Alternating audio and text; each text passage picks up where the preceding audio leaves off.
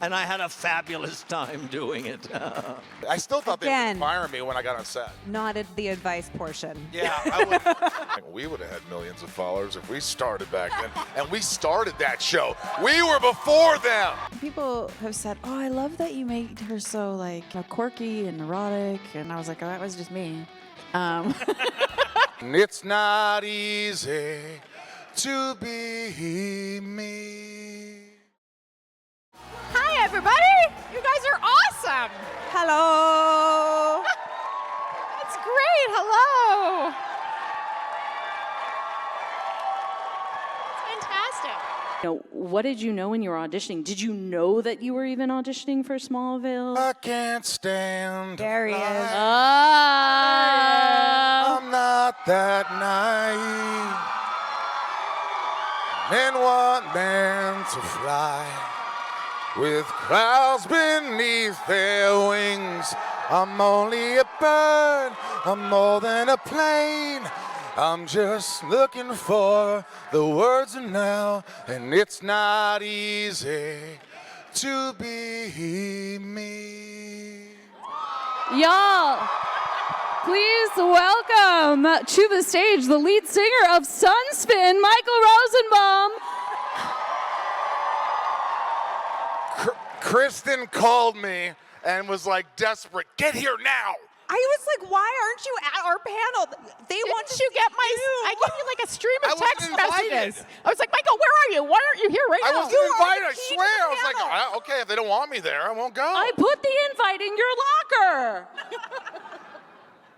Welcome to the panel, everybody. Up and away. All right, sorry. That should have been the theme song, but I did think that at the, I like in the that old- song. She was just asking us about the beginning and if what we knew about the show when we auditioned. And then when I knew it was a Superman show, I knew all of that. But it was that I thought that would be our theme song. Probably wouldn't it have was a been sweet song, but I guess the show needed more energy to open up, right? What was it like jumping back into that role with Tom after all that time? It was really fun. We hadn't seen each other for almost a decade, and I dropped off a set, and he was at Crafty eating. Yeah, as you do. does. And it was as if we had just gone for a long lunch or something somewhere. We, all that time hadn't passed, and it was really fun. And I thought they tied it up really well. And yeah, we had a great time. Fantastic. Didn't you do Superman and Lois too, or Supergirl? You didn't do an episode. Yeah, I did do You did. Supergirl. I was How, like, no. Oh wait, yeah, I did. But you played a different character. Yeah, How was that? that was really fun. Yeah. It was a little bit weird because it was some of the same sets and some of the same gimmicks that we used to do, but it was all different people. Nice cast. Bizarre. Nice, yeah. You like them all? Yes. Michael, we're not doing your podcast right now. I don't want to be honest. And what about the rest of you? What was it like when you were auditioning? Did you sort of have an inkling of how big this show might be? Did you look at the script? I mean, obviously, Erica, you had an I inkling. did. I was like, well, this is a sure thing. Let's try to get on this one. Did it put more pressure on you knowing like this is the thing to audition for? No, because I really didn't think that they would hire me. So I was just like, oh, this will be really fun. But they don't hire out of Vancouver ever. And then they did. Which was I didn't have to audition. Oh. John Glover. Wow. Two-time Tony Award-winning actor John Glover.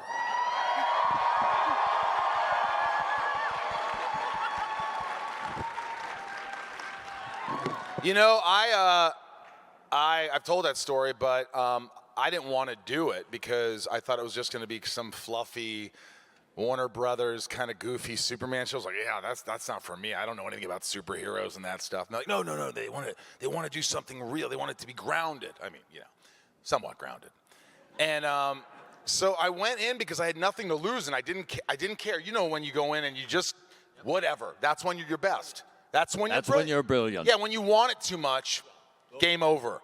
And so I went in there and I remember the casting director standing there and she had it all lit up and she goes, okay, you're going to sit here. I go, no, I don't think I'm going to sit. She goes, what? I have to relight it if you're going to stand up and walk around. I go, yeah, that'd be cool. She goes, okay, can you go outside? And I went outside for 10 minutes and she was pissed. Don't take this as advice, any aspiring actors. No. And I This went, is not the advice portion. and I, because they were like 700 guys auditioned for this. And I'm like, well, what did they do wrong?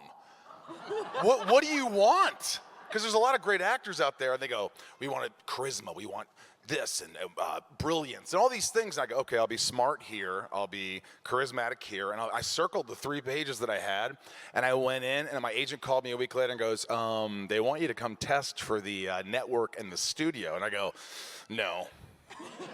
And I wasn't being a dick, I swear. I just was like, I'll never be that good again, ever. Tell them to rewind the tape, because you could rewind it back then. And he goes, you're gonna lose the job. And I go, all right. And he goes, you son of a bitch. It's yours. And I'm like, I couldn't believe it. I still thought they would fire me when I got on set. Not at the advice portion. Yeah, I wouldn't. Again, it was just, I don't know what I was For some thinking. reason. But it worked this time.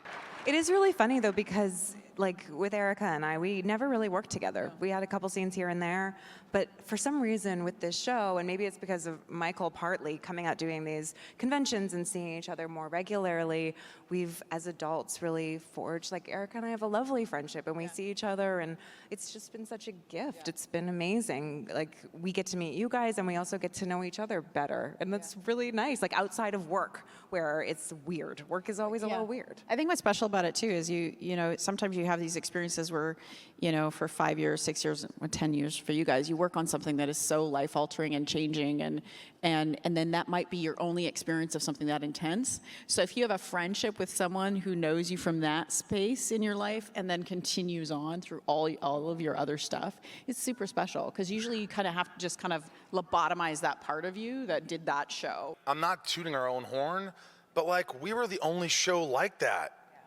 We started out, we were doing these cinematic little movies every week, and it gave the studios a lot of ideas, which started to turn into all the Arrow universe and Superman and Lois and all that stuff. It really just, it saw how successful it could be, and using the same model and the same DP, Glenn Winter, and a lot of the same crew, they created these other shows, and all the power to them. But it's really an honor to see that we started something.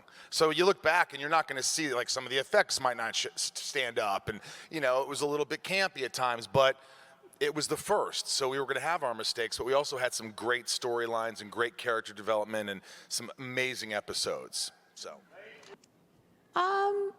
Yeah, you know, it's something people have said, oh, I love that you made her so like kind of quirky and neurotic, and how did you make her like that? And I was like, oh, that was just me.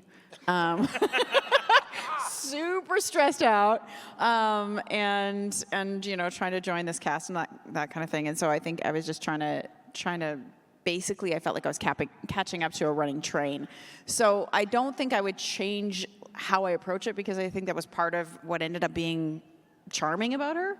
But yeah, John? I liked her. I think she was pretty cool. Glover, would you change anything about your character? We loved Lois.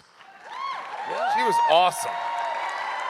I always admired Tom's ability to do all of his powers. I always thought it would be the most ridiculous thing, and I would laugh all the time. But I do remember just watching him. He did simple things, like he just squinted his eyes, or, you know, it wasn't like he was doing anything extreme, but he committed to it, and he didn't giggle about it, and I think I just mimicked that. But Lana was kind of evil in that episode, so I got to do it with, like, an evil intent.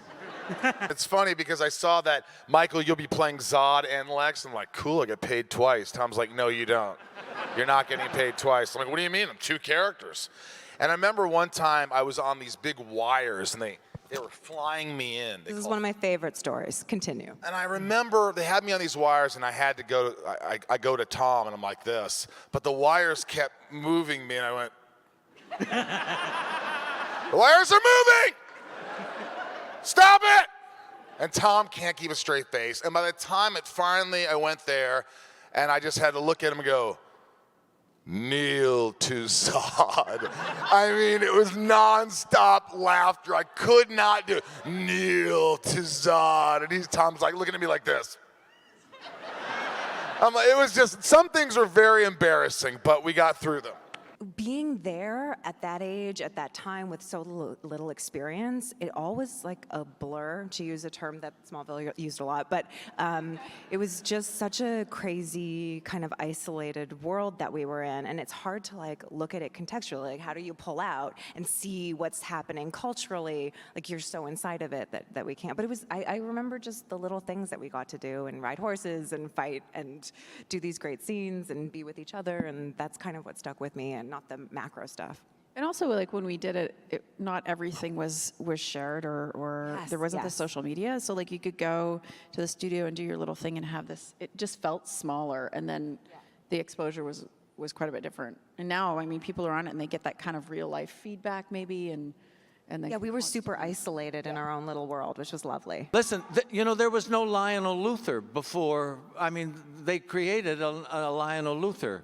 And I could see that they were going in a direction where it was a bit of a cliche of having just a sort of an evil father. I mean, so I started trying to get some love in, and some do it for Lex's benefit to help him, but they started hearing me and sort of went off into the direction that I was trying to push them. So I feel I was pretty successful about it, and of making him a human being instead of just a villain. So one of the best compliments that happened several times, people stop me and say, all right, okay, so are you supposed to be a good guy or a bad guy? I can't decide. What is it? So that was, for me, the best compliment I ever got. I mean, Well deserved, Johnny. Well deserved. I had a fabulous time working on that part, because I was going through some stuff I was not having fun working, because I was sort of stopped doing the work and working for the money. And I was realizing what my mistake I'd made from this teacher that I had, who was a genius. And so I was all full of that. So there was movement in the character and everything. I feel it was successful, very successful. You were wonderful. I love it. And I had a fabulous time doing it. That's an example, though, of what I'm talking about, because John is such a great actor, and his toolkit is extensive, and you're very conscious in your work. That's what I wish I was able to do then. The thing that he just said he did with his character was able to like infuse it with all of this intention and shape it. That's the sign of someone who is skilled and is able to shape this work. And But it's that takes a incredible. long time. It takes a long time. And now Exactly. You can't do it out the gate. Yeah, but now you're there. Steal? Take. Like physically or like in your heart? I've got Zod's physically. I've got Zod's trench coat. I've got ship keys. I've got Lex Luthor glasses from the bar. I've got so much shit. The cage that was in Onyx I was trapped in the basement. I got the head thing. I have got so much shit. Pause. You have a cage? You know that thing, not a cage, a mask that my character wore in Onyx, and I got the double of it. And I also got that weird doll picture with the weird doll crooked in Lex's office. Stole that.